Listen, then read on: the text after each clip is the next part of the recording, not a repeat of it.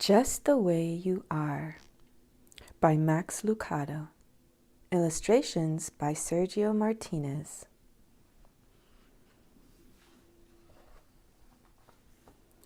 A long time ago, in a land much like your own, there was a village. And in the village lived 5 orphans.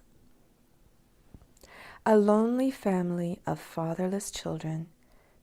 They had banded together against the cold. One day the king learned of their misfortune and decided to adopt them. He announced that he would be their father and would come for them soon.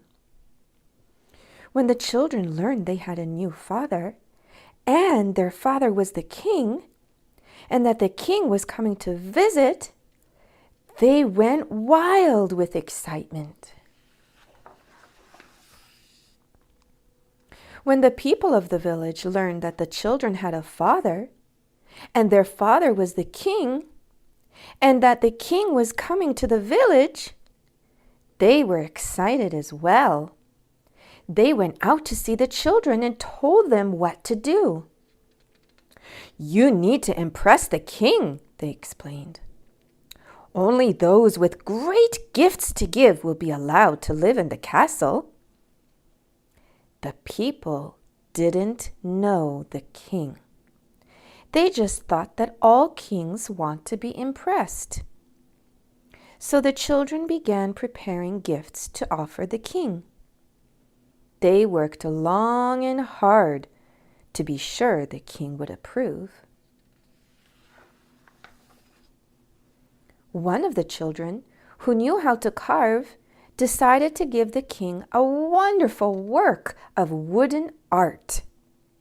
He set his knife against the soft bark of the elm and whittled. The small blocks of wood came alive with the eyes of a sparrow or the nose of a horse.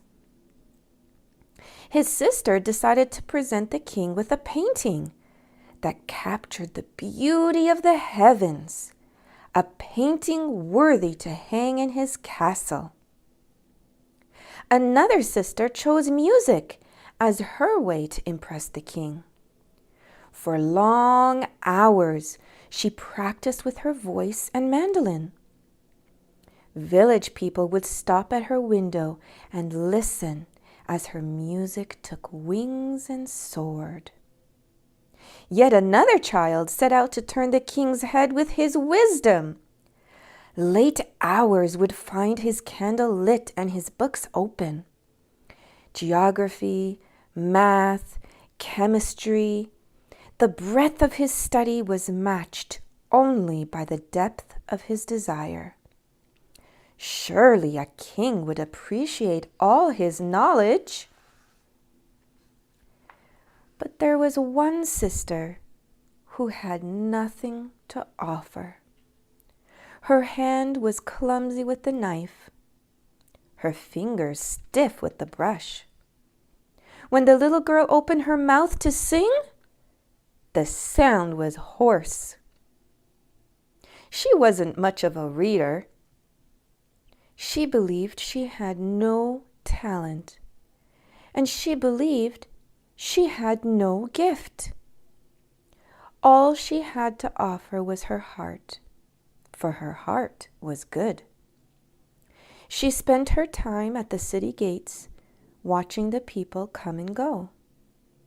She would earn pennies to buy food for her brothers and sisters by grooming people's horses or feeding their animals. She was a simple, stable girl, but she had a good heart. She knew the beggars by name.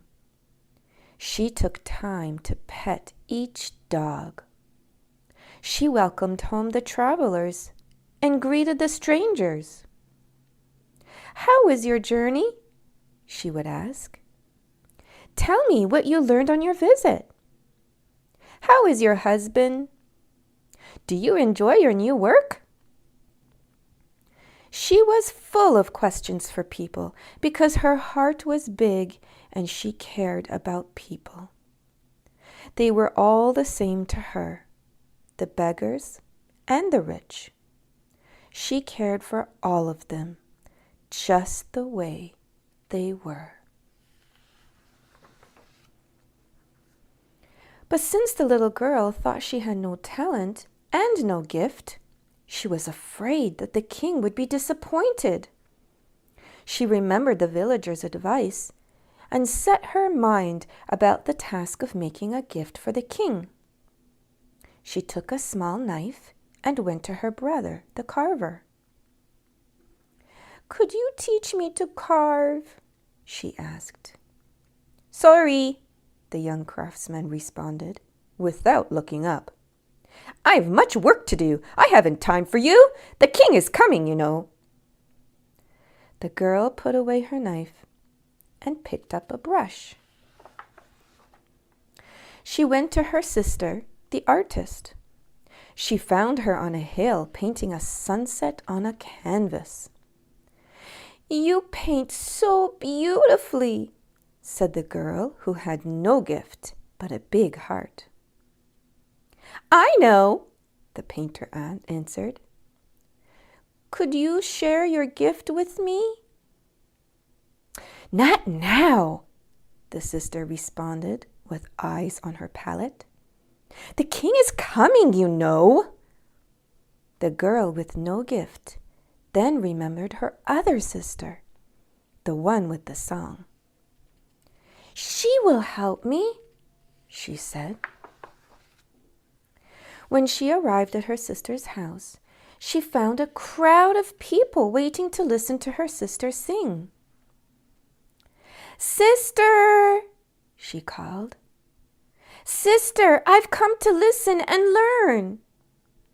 But her sister couldn't hear. The noise of the applause was too loud. With a heavy heart, the girl turned and walked away. Then she remembered her other brother. She took a book with small words and big letters and went to see him.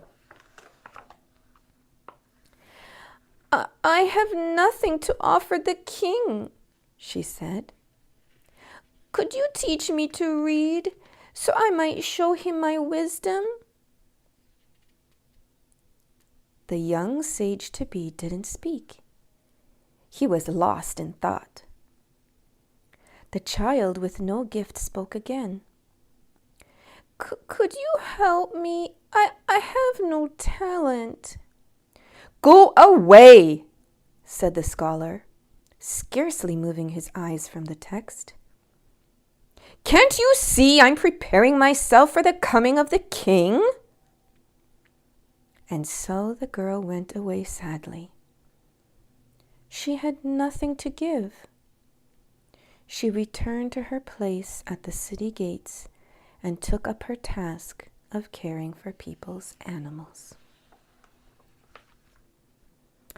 After some days, a man in merchant's clothes came to the small town. "Can you feed my donkey?" he asked the girl.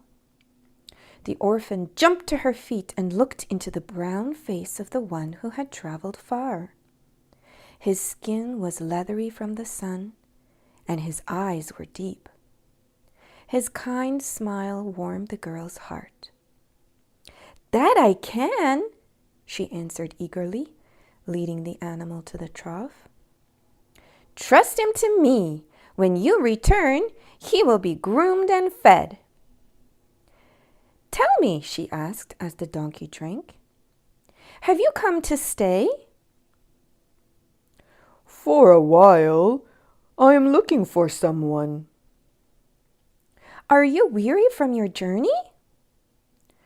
"That I am." "Would you like to sit and rest?" The girl motioned to a bench near the wall. The tall man sat on the bench, leaned against the wall, closed his eyes, and slept. After a few minutes, he awoke and found the girl sitting at his feet, watching his face. She was embarrassed that he had caught her staring. She turned away. Have you been sitting there long? Yes. What do you seek? Nothing. You seem to be a kind man with a peaceful heart. It's good to be near you. The man smiled and stroked his beard. You are a wise girl, he said. When I return, we will visit more.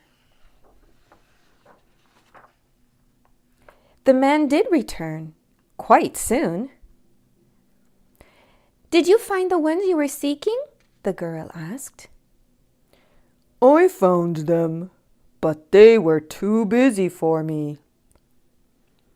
What do you mean? The first one I came to see was a woodsmith rushing to complete a project. He told me to return tomorrow. Another was an artist. I saw her sitting on a hillside, but the people below said she did not want to be disturbed. The other was a musician. I sat with the others and listened to her music. When I asked to talk with her, she said she had no time. The other I sought had left. He has moved to the city to go to school. The girl's eyes widened as she realized who the man was. But you don't look like a king, she gasped. I try not to, he explained.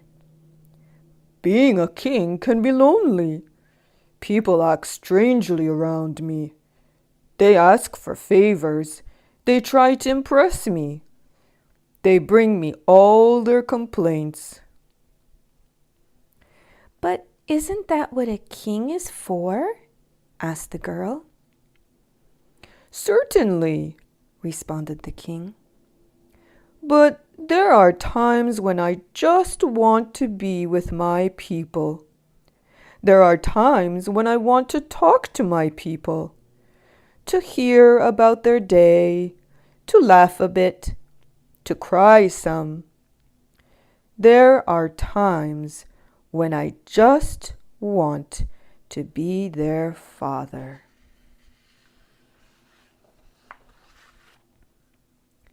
Is that why you adopted the children? That's why. Adults think they have to impress me. Children don't. They just want to talk to me. They know that I love them just the way they are. But my brothers and sisters were too busy? They were. But I'll come back. Maybe they'll have more time another day. The girl hesitated. Sir, what about me? I have no gift, but I would like to be your child. The king smiled. My dear, you gave the best gift of all. You gave your heart, your kindness, your time, your love. Of course you'll be my child. I love you just the way you are. And so it happened that the children with many talents, but no time, missed the visit of the king, while the girl, whose only gift was the gift of her heart, became the child of the king.